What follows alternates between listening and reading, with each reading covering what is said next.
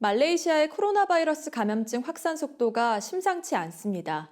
지난달 29일엔 하루 신규 확진자가 역대 최다인 9,020명을 기록하며 지난 1일부터 2주간 전국 봉쇄령에 들어갔고 연이어 지금보다 완화된 수준의 전국 봉쇄가 4주간 더 이어질 예정입니다.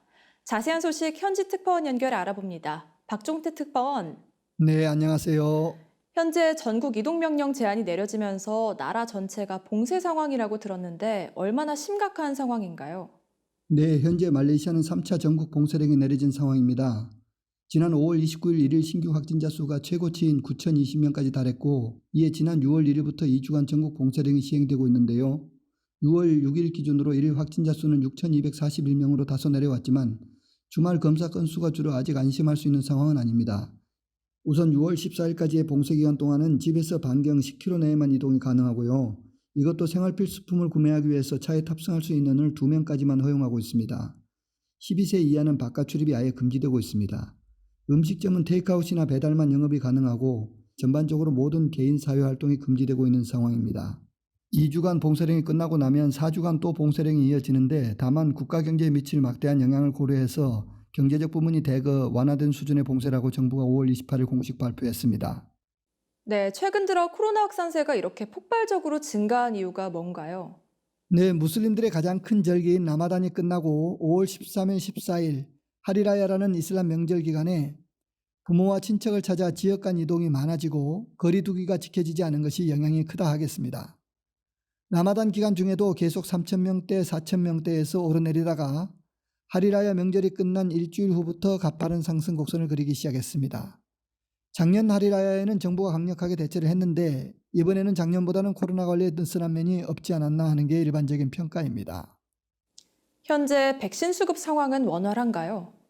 네, 말레이시아는 화이자, 시노백, 아스트라제네카를 맡고 있는데 현재는 백신 확보 물량이 충분하지 않지만 미국에서 말레이시아를 비롯한 동남아시아에 화이자 백신을 지원하겠다고 하여 원조를 기다리고 있는 중이라고 하였습니다. 그리고 2달 내에 이미 계약을 체결한 백신도 들어올 것으로 예상돼서 백신 접종은 원활할 것으로 보고 있습니다.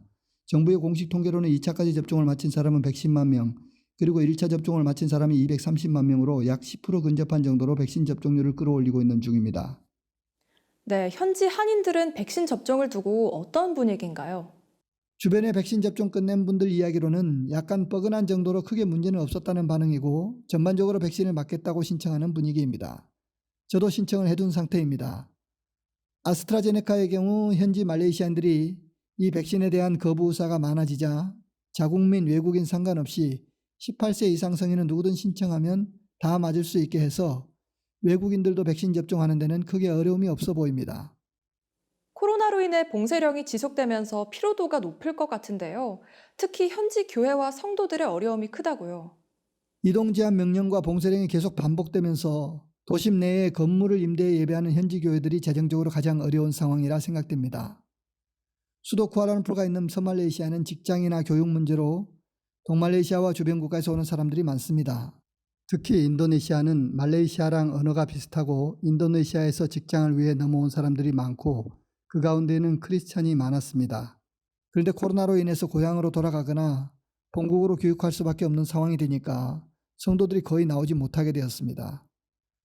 반대로 봉쇄령 기간에도 이슬람 NGO 단체들은 원주민 마을들 들어가 식료품이나 약품 등을 전달하면서 자연스럽게 포교 활동을 하고 있고요.